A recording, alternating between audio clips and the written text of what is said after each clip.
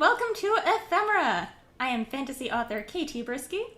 And I am editor Jen R. Albert. We're hoping you're enjoying our theme music, courtesy of Alex White. Welcome to anybody joining us for the first time, and welcome back to those of you who have visited our virtual home before. For those of you who are new, Ephemera is an award-nominated reading series chaired by KT and myself. Pre-COVID, we held events in the Glad Day bookshop, and while we await our triumphant return, we persist in meeting together here on YouTube, month after month.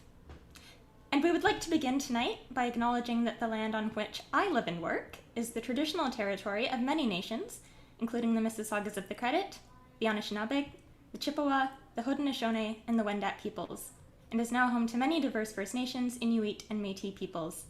This land is covered under Treaty 13 and is part of the Dish with One Spoon. And the land on which I live and work is situated upon the territories of the Erie, the Neutral, the Huron-Wendat, the Haudenosaunee, and the Mississaugas, and is covered by the Dish with One Spoon Wampum Belt Covenant. Additionally, this land is covered by the Between the Lakes Purchase in 1792 between the Crown and the Mississaugas of the Credit First Nation. And I've been thinking a lot about what it takes to make lasting, concrete change. Sometimes it feels like we shout and shout into the void and don't move very far, that we have the same conversations over and over. And I think of Indigenous peoples consistently, persistently raising their voices to tell settlers things are not okay, whether it's lack of clean drinking water, or stolen land, or missing and murdered Indigenous women and girls, or systemic racism and harm in institutions that claim to help people. None of this should be surprising to anyone listening. Settlers have been told and told and told. This is work to which we all need to step up, and not just online. I think settlers are particularly fond of grand gestures and savior narratives, but the truth is that the work needs to happen day in and day out together, like a stream eroding a mountain. And for myself, yeah, this land acknowledgement is one drop in that stream, but so is calling my MP and my MPP. So is calling them repeatedly. So is supporting Indigenous-owned businesses and boosting Indigenous voices, and being persistent and calling out racism and colonialism wherever I encounter it. And it's work. But if settlers could be persistent in doing this work, as we are in submitting our stories, we'd go a long way toward dismantling the colonial structures that surround us. So as you listen to tonight's fiction, think about your actions and your persistence. How are you showing up, online and offline? Colonialism and white supremacy are persistent, but we need to be more so. Thank you. A reminder to everyone that our code of conduct is posted online. If this is your first event, please do check it out on our Facebook or our Twitter. If you're so inclined, you can still feed Fred the Physically Distanced Donation Dragon. You can find a link to our Ko-fi at the top of our channel here, near our banner, or on our Twitter or Facebook. It is ko-fi.com/ephemera reading series. And we'd also like to say that we stand in solidarity with the people of Palestine and their right to freedom, justice, equality, and self-determination. You can find reading and resources at decolonizepalestine.com, and we encourage you to center, listen to, and uplift Palestinian people, activists, and artists. You can donate to the Islamic Relief Fund to provide emergency medical supplies the United Palestinian Appeal to assist in providing food and humanitarian aid, and the Palestine Children's Relief Fund to help with humanitarian aid for children.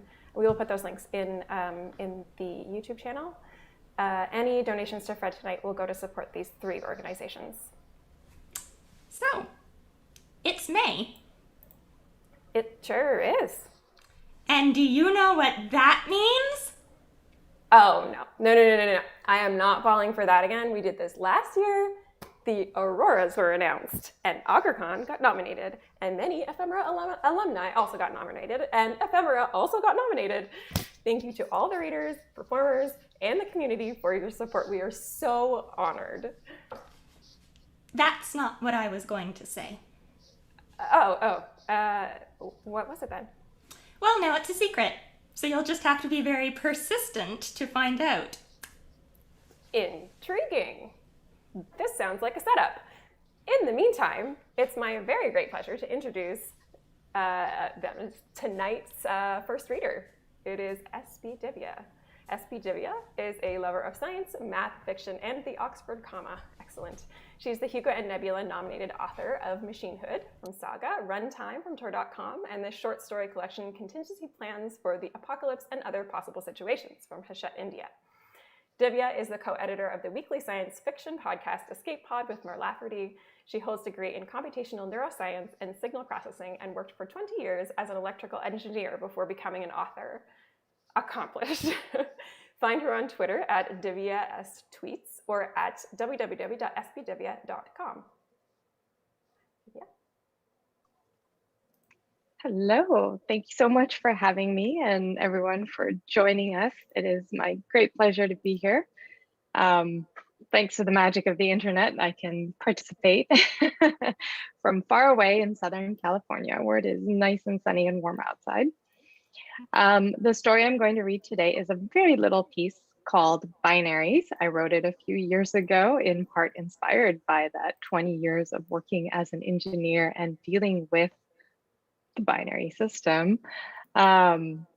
This story was first published in Lightspeed magazine's People of Color Destroy Science Fiction and has been reprinted since in a couple of places. And it is science fiction, which is my favorite of all the genres.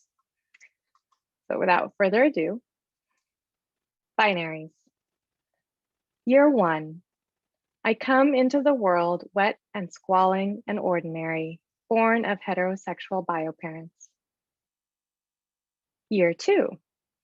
A flat photo shows me on my first birthday with a shock of red hair, wide green eyes, and an expression of distaste at the sticky white frosting on my fingers. My mother stands on one side, looking not at all Jewish. My Goan, lapsed Catholic father stands on the other. Year 4. Shia is born. I am a match to my mother's complexion, but my baby sister takes after our father. No one thinks for siblings unless they see the fierce, protective scowl on my face when I'm allowed to hold her. Year 8. I learned to ride a bicycle and write my first program. My intrepid little sister does as well, which makes me jealous, and yet I keep helping her. We fight over everything and drive our parents crazy. At night, she sleeps curled up against my back. Year 16. I graduate from high school and date my first girlfriend, who turns out to be a summer fling. On a hot August day, I leave the Midwest for the Northeast. Shia sobs for 10 minutes at my departure, sniffles, and then asks, "Can I have your room?" I tell her yes. We message each other constantly while I'm away. Year 32. I become a lawyer and get married to the perfect woman, a no-nonsense architect who dives off cliffs for fun. Shia joins the US Air Force and then NASA. She bumps Sally Ride to become the youngest female astronaut in space. After years of praising my choices, our mother is finally proud of my sister. Dad still likes her better than me. So do I. Year 64. My third wife divorces me. She complains that I hold too much of myself back, and she's right about all of my relationships. I decide it's better for everyone if I remain single. Shia disappears. I should have written that first. I don't know why I didn't, but let it be. She commands the first mission to Neptune, but a few wrong bits sends them awry. The craft keeps up its ghostly pings long after the words stop coming. Year 128. I replace my hands and eyes and give up law to be an artist. I create immersives from NASA's archives, starting with the images from Neptune. And I wonder what pieces of herself Shia would have kept. Dad died 2 years after she went missing. Mom lived long enough to be in the front lines for Rejuve, and now she's a successful investment banker. She kept her silver hair and wrinkles. I didn't. We stopped receiving pings from the ship. The void has cut off our last tie to Shia, and I feel like I too am unmoored. Year 256. I have almost no money left, and my pride won't let me accept any from Mom. She's one of the wealthiest people still on Earth. I sign a long-term contract with a mining corporation. They rebuild me piece by piece until I look like a trash container with too many arms. My new body is hideously ugly. It's also impervious to radiation and efficient at extracting ore from space rocks. In the back of my mind is a stray thought. Perhaps I will find some clue to the whereabouts of my sister and her ship. The trail of crumbs is stale, though. If only my memories would fade like they used to. Year 512. My contract ends. For many years, I didn't eat, sleep, or piss. I mated to a docking berth, plugged in, lubricated my seals, and swapped memories of being human with my fellow miners. My mother has nebulized in the meantime. I'll pay you to join me, she offers, but I decline. I spend a few months reacquainting myself with the sensations of smell, taste, and skin. When the novelty wears off, then I accept her offer. I discover the intoxicating world of aphysical existence, dancing through nebulas and dining on virtual champagne and caviar. It's better than the real thing. I commission a simulacrum of Shia. She's nothing like the real thing. Year 1024. I leave the solar system. A snapshot of myself is archived on Earth, and Mom beamed out a couple of centuries ago, like others who tired of consciousness. They ride electromagnetic waves and gravitational beams, hoping another life form will find them and recreate them. She left me her fortune. I used the money to build a near light speed ship, the first of its kind, and encode myself into its every aspect. I travel far beyond the populated edges of our system, searching every possible trajectory until I find it. Then I carefully attach the ship to my hull, download a piece of myself into a droid, and go aboard. An undisturbed layer of dust coats each crew member's final resting place. The captain's pin marks Shia's. I'm not sure what to do or where to go next. For now, though, I am content to drift onward as we are, her back curled up against mine. The end.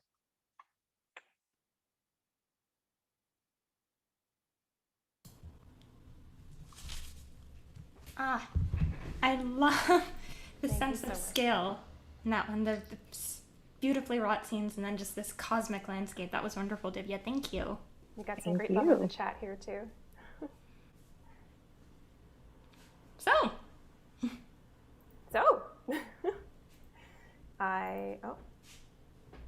My video is... She's gone. Oh, there she is. Okay. Well, how are you going to tell us? No, I'm very stubborn.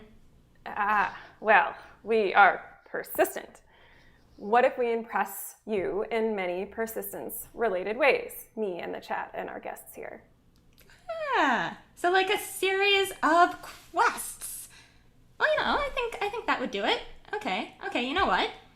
It takes a lot of persistence to make it through a pandemic. And after more than a year, I think we are all flagging a bit. So I would love to see some encouragement for a friend or for the community at large. Write an encouraging note in the chat then, everyone, or send it to Ephemera at Ephemera Series on Twitter, or text it directly to a friend. We've come a long way, and there's a bit more to go, so let's keep persisting. And while we're encouraging each other, let's welcome tonight's performers, Avi Silver and Sienna Tristen. Avi Silver is a spec-fic author, 2 Dark Moons 2019 and 3 Seeking Stars 2021, editor at Augur magazine, and poet. Find their short fiction in Common Bonds, an aromantic speculative anthology, and their poetry forthcoming in Uncanny Magazine and Strange Horizons. In 2018, they co-founded the Shale Project, an award-winning indie arts collective, and have not stopped world building since. For more information, visit mxavisilver.com. For lizard pictures, follow them on Twitter. Very good lizard pictures, I have to say. At the Screen Bean. And Sienna Tristen is an author and poet who explores queer platonic partnership, radical compassion, and myth-making in their work. Her award-winning fantasy novel, The Heretic's Guide to Homecoming, came out from indie arts collective The Shell Project in 2018, and you can find her poetry in Augur magazine. While the sun is up, Sienna works with the Word on the Street Toronto, one of the country's biggest book festivals. Once it goes down, their time is spent finishing their second novel. She currently resides on Turtle Island.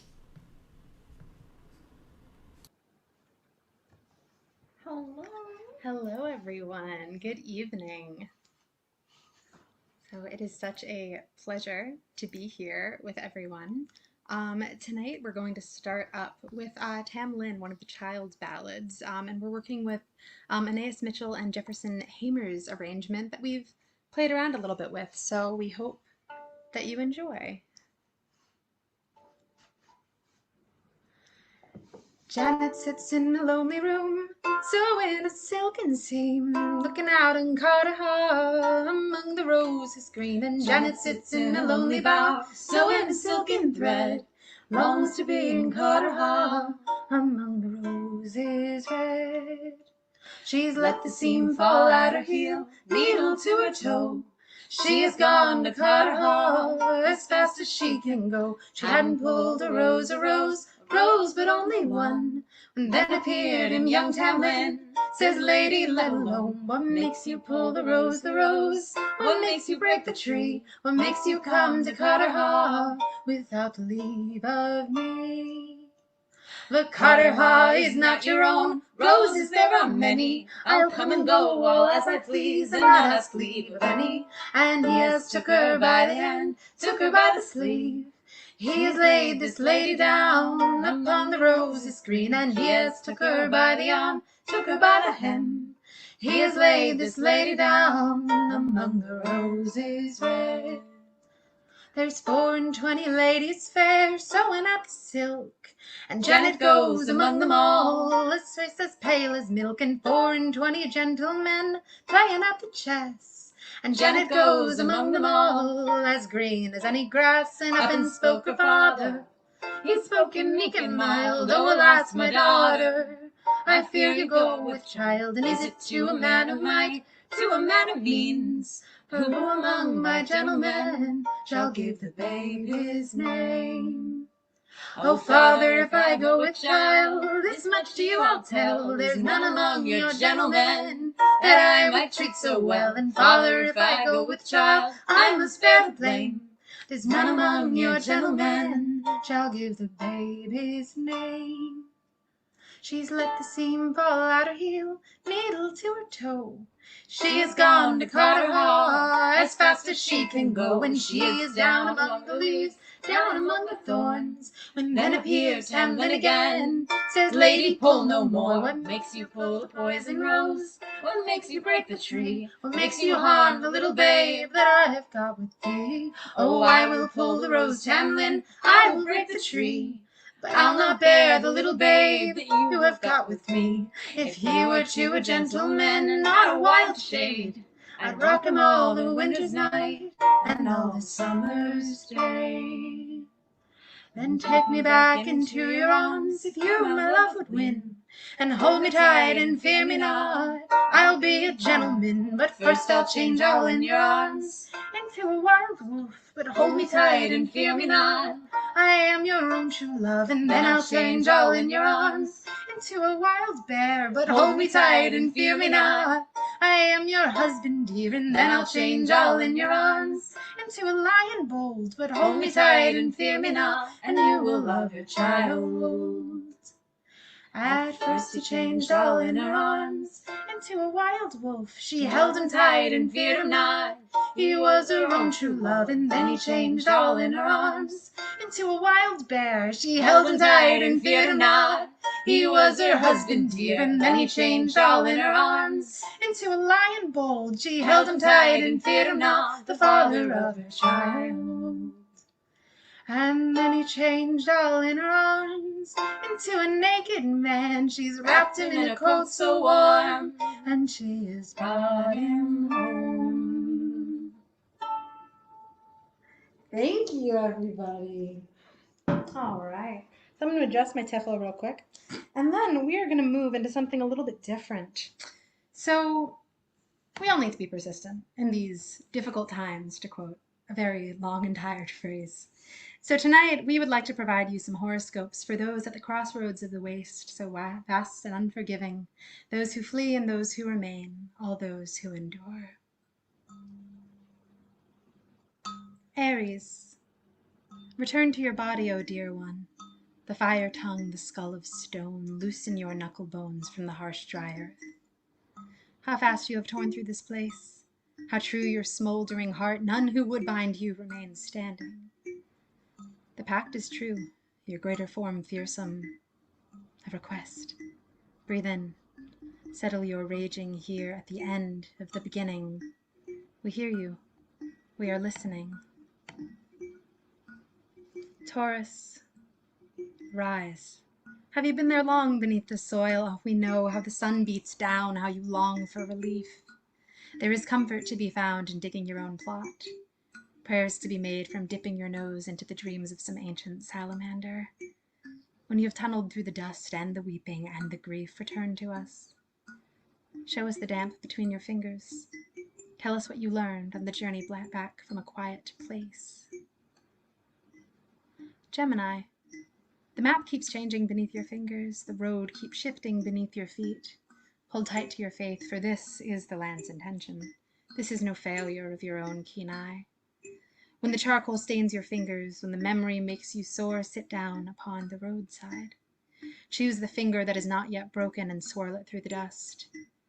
Sometimes it is simply a matter of asking.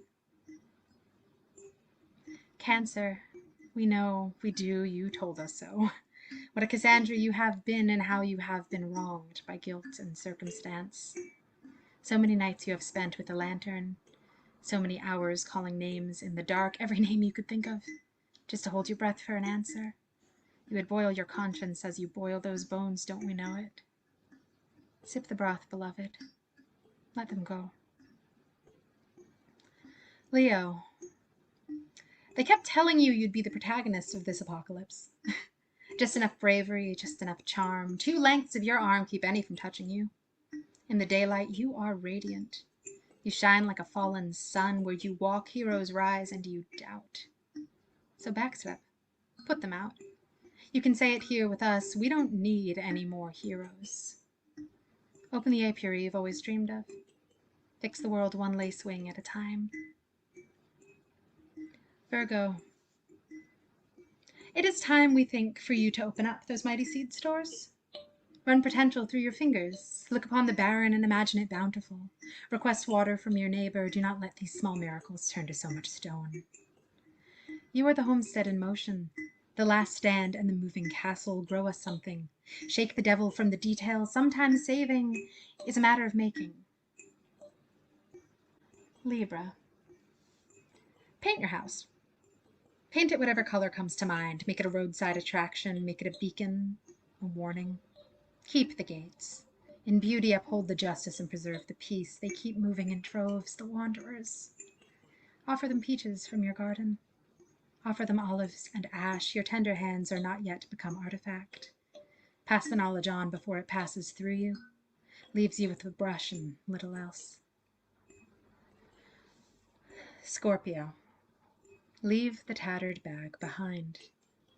You know the one. You packed it years before the land ever soured, rotted to nothing, the one stuffed with glass and old sentiment, the one you used to scare off your neighbors, the one you claim contains your unpreserved heart. You love that old keepsake. Love it like a phantom wound. Put it down by the roadside. Lay it gently in the tall grass. It cannot hurt you anymore. It cannot keep you safe. Sagittarius. It is embarrassing, we know, to wake one morning and find yourself fashioned into an instrument. To keep the beat during the 9th long leg of the journey, to call in a new age every other week, to discover there are only so many hours of the day and none of them yours. What can we say that you have not woken thinking every morning since this started? Tomorrow, wake early. Run ahead. Catch the sun and ask her your questions. If they matter, they will follow, and if they don't, you will be free. Capricorn. Someone has to guard the tomb, and it might as well be you. Great undoer, Saturn's own disciple, how grow the turnips in your garden? In what way do you call good morning to those who weep upon your doorstep when they fall at your feet and ask, why now, why this? What do you tell them? The necropolis is your stage. Practice here with the patient dead. They do not mind your stumbling. Aquarius.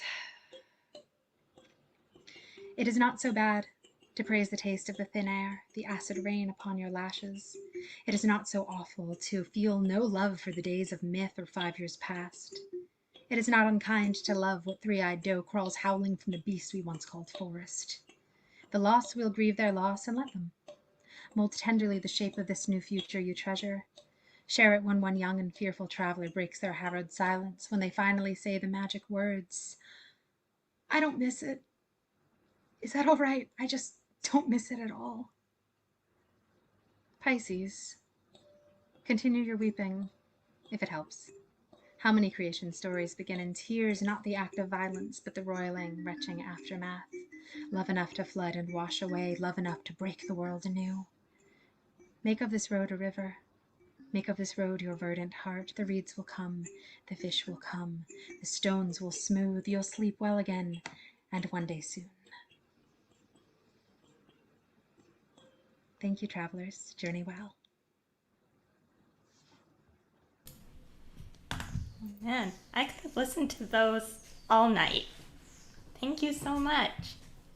I also wish that all of you out there in YouTube land could have seen the dance parties that happen when we have musical guests, because they're pretty amazing and honestly one of my favorite parts. So thank you so much. And I've seen a lot of encouraging messages going around on the old Twitter and in my texts and in the YouTube chat. Lovely ones in chat. I feel a lot better about persisting now after all of that and the lovely horoscopes and music. Yeah, me too. But I think we need to show our persistence more through a second quest. And you know, there's a lot of places that I miss. Bookstores like our home at Glad Day and Baka Phoenix, restaurants, theaters, museums, artists, and you know, I want them to persist too. Well, maybe we can provide some recommendations for our local little spots, local businesses, artists to support. Hey, yeah, that's a great quest. You can drop them in the chat or on Twitter. Who's been your favorite takeout place? What local beverage are you drinking? Where are you getting your books and art? We want to know. Help us persist. And now on to our next reader.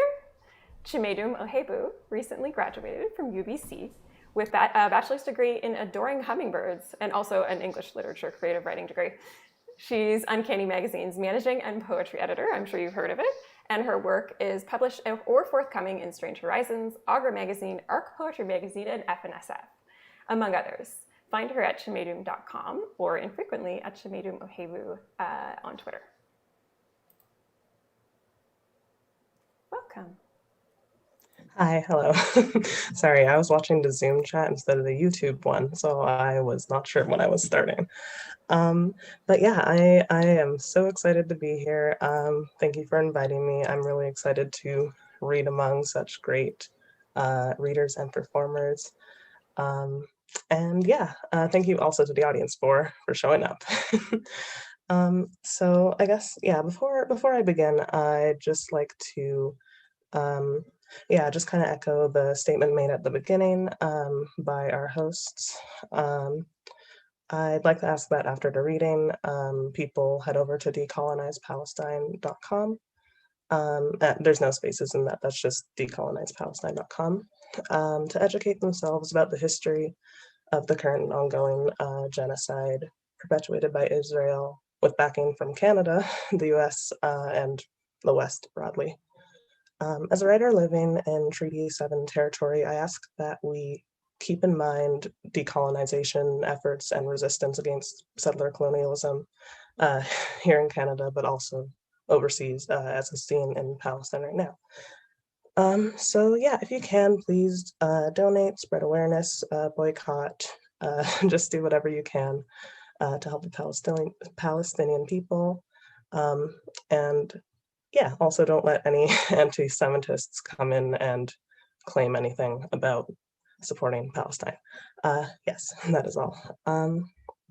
Right, so just to repeat, the website is decolonizepalestine.com. Thank you all for your time and attention.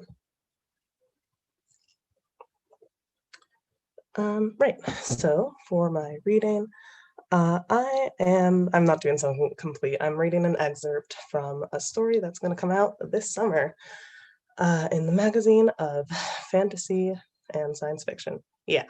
Some of you may know this story as the bus story. That's not actually its name, but that's like its name, emotionally. So yeah, it'll be out this summer. If you're interested in seeing how or if the protagonist persists in getting out of the bus, then subscribe to them or follow me on Twitter, even though I'm not really on Twitter. And okay, so I have talked about this so much. So without further ado, I'm actually going to read the story that I am supposed to.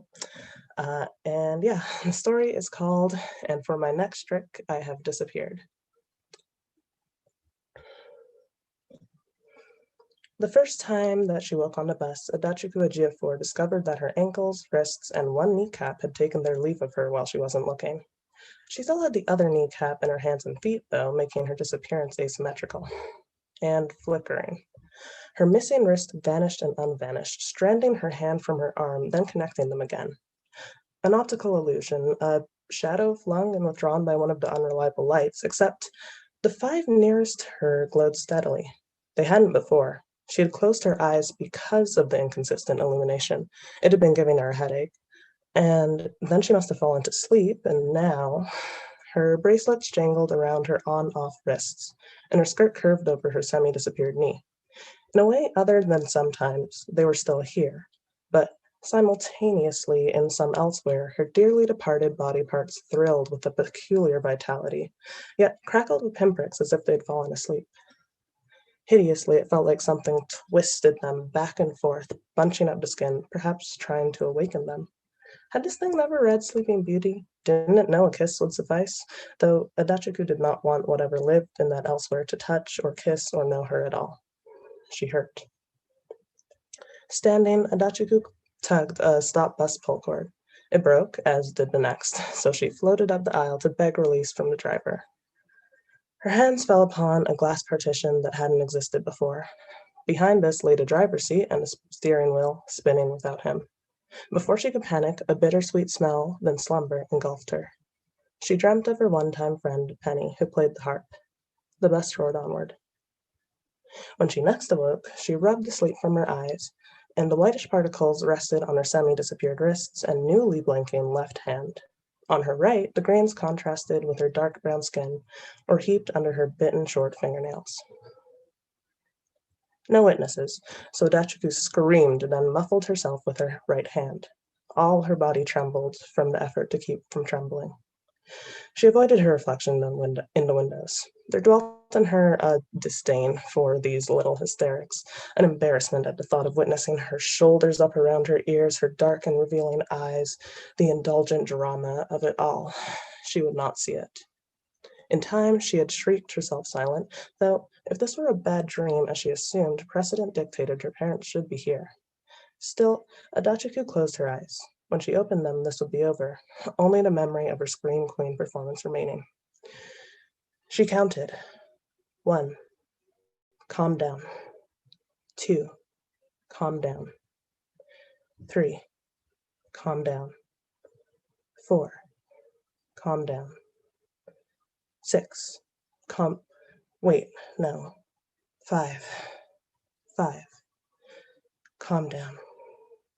6. Calm down. 7. Calm down. She opened her eyes. Around her, the bus, as before. Adachiku slammed on the windows. She couldn't get enough air to say help, so she hit the glass to the rhythm of her gasps, because she wouldn't be offbeat even here now. Habits died hard. The windows lived harder. A red, rotten pain mottled the meat of her hand. To reorient herself, she looked outside to a city emptied. The light mellowed toward evening, then night fell like a guillotine, but instead of heads, the bus wheels rolled over potholes. The windows stayed strong, and the ceiling had no emergency exit.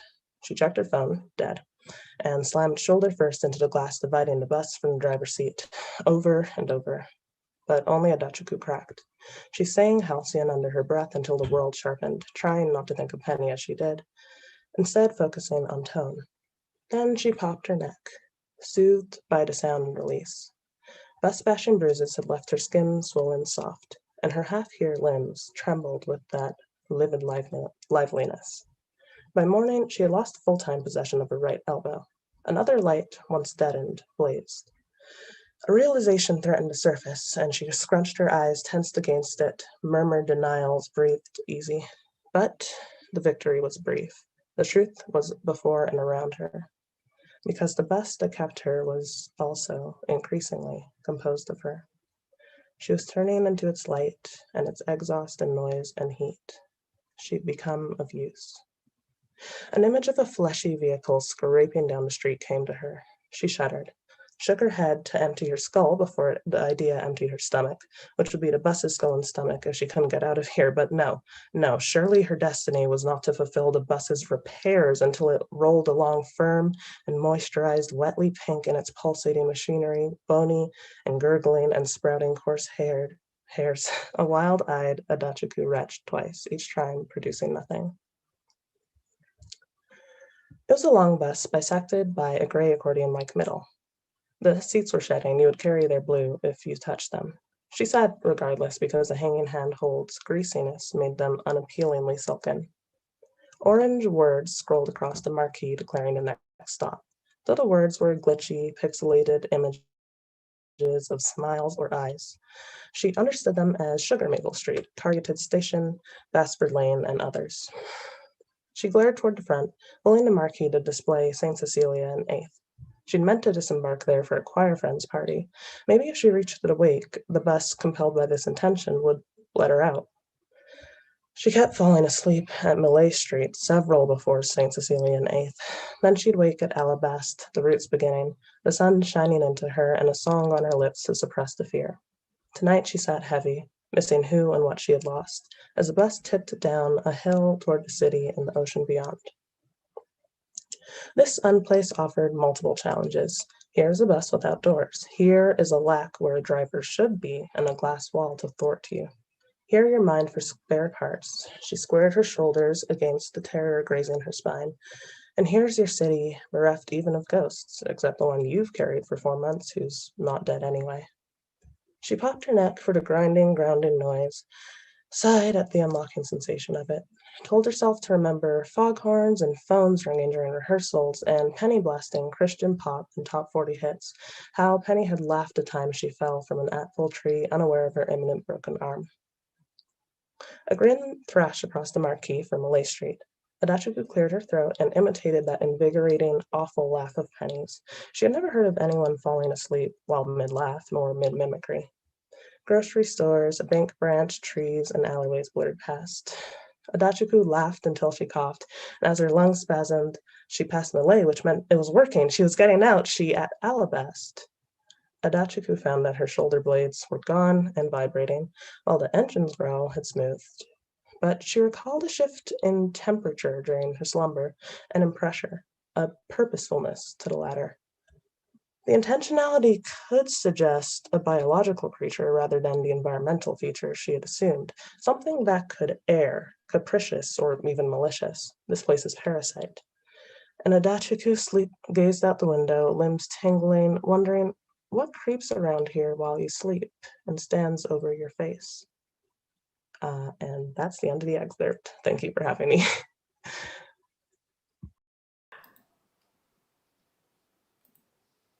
Thank you. And you said that's coming out next month. Is that where people can read when people can read the rest? Summer Soon? vaguely. So Okay. between now and September. So everyone else got to be hanging until then. F and SF. Thank you so much. Yeah, it's absolutely incredible, and I will be keeping an eye on when it comes out. Let us know, and we'll retweet it. So, got some great suggestions for our local businesses we'd like to persist. Glad Day was brought up, of course. So the world's oldest queer bookstore, which is still our home in spirit, although we cannot be there right now. Baka Phoenix, Toronto science fiction and fantasy bookstore. Henderson Brewing, who actually just did a collab with Glad Day. What are some of the ones that popped up in chat? Futura on St. Clair. A lot of these are Toronto-based, by the way. On Third Thought for vegan ice cream. Savera Indian food. Those were from Kitlin. Dory Ann is asking us to look at Old's Cool General Store in the East End of Toronto, I assume. Great food, but also queer and social justice-oriented books, puzzles, games, and toys. Fantastic. All right. But I think we still need to be more persistent. For my final quest, I demand a microfic. I demand a microfic about persistence, and also I will provide an image for inspiration. Did it work? Yes. Okay, good. And look at this cool, creepy, ephemeral photo. So yeah, I would like to see some microfics. You can drop it in the chat or tweet us on Twitter. Yeah. Get those creative juices flowing and share your I don't know how fiction with to us. stop sharing my screen. This is what we ran into last time. It's all good now. And stick it in the chat. Yeah. I'm also very pleased to welcome our final reader tonight. Aimee Ogden is a former software teacher and science tester. And now she writes stories about sad astronauts and angry princesses. Her first novellas, Sun Daughters, Sea Daughters, and Local Star, debuted in 2021, and her short fiction has appeared in magazines such as Clarkesworld, Analog, and Beneath Ceaseless Skies. She also co-edits Translunar Traveler's Lounge, a magazine of fun and optimistic speculative fiction. Welcome, Aimee. Oh, thank you so much for having me. I'm really excited to be here with you all tonight. I'm going to read a story called Seb Dreams of Reincarnation, which was published in Escape Pod a few years ago, and which after several years remains one of my favorite things that I've written. It persists as my favorite, if you will. Seb Dreams of Reincarnation. They unplugged Seb's neurodes at the end of his 10-year tour of duty. He'd known it was coming, had been told before he ever signed the contract that if they left him in any longer, his health would start to deteriorate. What they hadn't mentioned was that his health would deteriorate anyway. Once Seb had kept 600 people alive, responded instantly to their needs and their wishes too when those fell within his power. He had carried them all in his belly, made them part of himself. He thought he would implode under the emptiness of having lost them. Today, though, his only job was to leave his apartment, something he hadn't done since the first week he'd moved in. He had groceries delivered, the occasional takeout, odds and ends as he needed them. Supermarkets and corner stores might as well have been on another planet. If they were, he might actually have cared to visit them.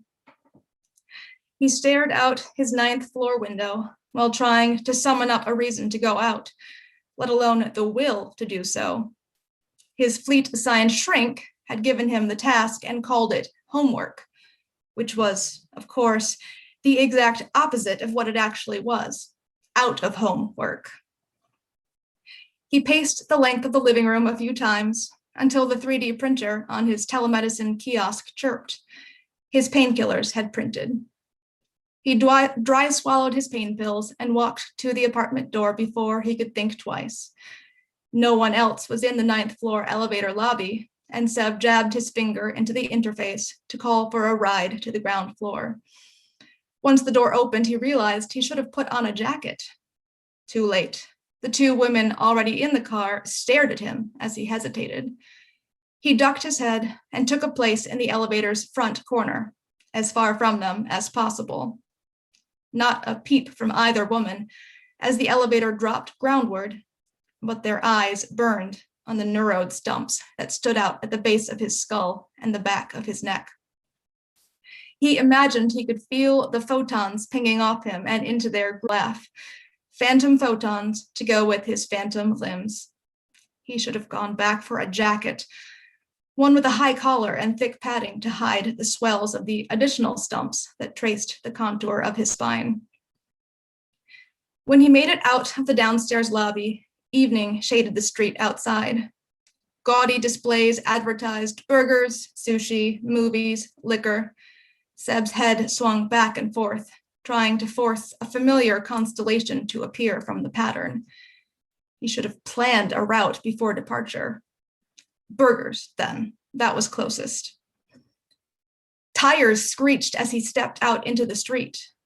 3 cars abreast, one for each lane, came to a stop. Each of them face. The boy pressed a few more keys, and Seb's handset vibrated against his fingers to let him know the payment had been processed. "That'll be right up," the boy said, and rushed off. Seb retreated to a bench by the door to wait. A man and his young daughter stood opposite him, in the corner between the door and the counter, waiting for their own order, maybe, or for someone to come out of the bathroom. The man studiously watched the diners in the half-empty restaurant, but the girl's eyes hung on Seb. She had violet irises, a favorite mod before Seb had left Earth and still lingering around, apparently. And she was chewing wetly on the tips of her mittens. He wished she would stop that. When she finally did let go of the mitten, it was to pester him with a question, and an altogether too familiar one at that. "Did it hurt?" she asked. A tiny piece of blue fuzz clung to her upper lip. "When they put those new roads in you?" He didn't correct her juvenile pronunciation, new roads, and he didn't answer her question either. "It hurts now," he said, and the girl's father bent down and whispered something in her ear. She didn't ask anything else, but she kept on staring at him while she masticated the blue yarn of her mittens. Seb thought about leaving without his food. He wondered what his therapist would say about that if he told her about tonight's adventure at all. But finally, another man appeared and the trio stepped out hand in hand into the evening. Only another minute until the teenager behind the counter reappeared with a folded paper bag and a dew-beaded cup. "Here's your order," but he didn't set the food down on the counter or hold it out when Seb approached. "My sister is an ore transport," he said, and his voice cracked. "She's got 8 years left in her term. Do you think she—" "I don't know your sister," Seb didn't want to hear the end of the boy's question. He reached out and snatched the bag out of the boy's hand. His crude, clumsy fingers slipped on the wet cup, and it crashed to the floor.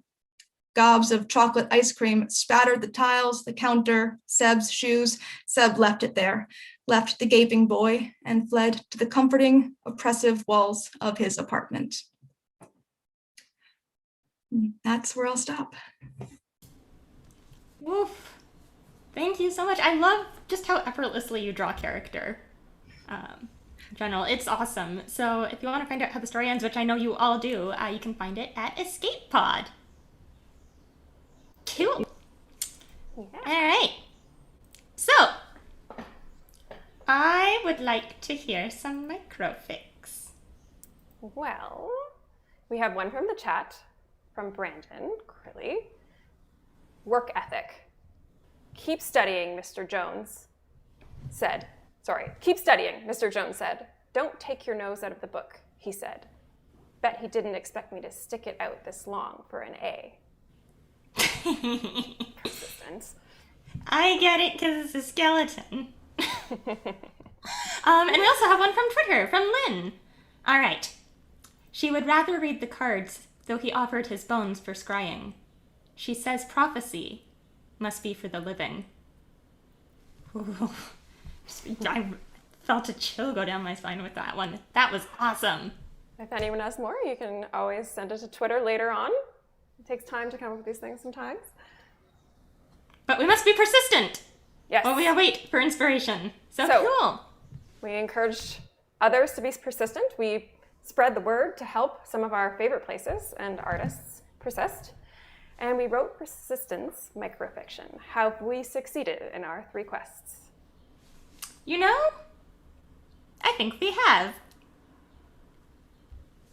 Yes, we have. Okay, Yes. cool. So, what did you want to say at the top of the show? That was what we did this for. Yes, it was. I know it was hard to remember for all of us. I almost forgot. Do you realize that tonight marks 1 year since we moved Ephemera online? Does it really? Yeah, and we've all been very persistent. Turning up here on YouTube every month, enjoying each other's company and fiction from afar, and holding our community together while we get through this. So, hey everyone, thank you. Your persistence is what we're so happy to celebrate tonight.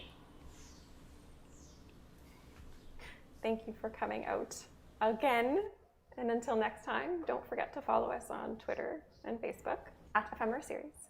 And please subscribe to this YouTube page. We'd like to thank the Toronto Arts Council, the Ontario Arts Council, and the Science Fiction and Fantasy Writers of America for their funding assistance. And as we close out tonight, we'd also like to thank our fabulous readers and artists, composer Alex White, our friends, families, loved ones, and you! Thank you for staying with us and being persistent. We will see you on June 16th, right here on YouTube. Good night, everyone. Good night!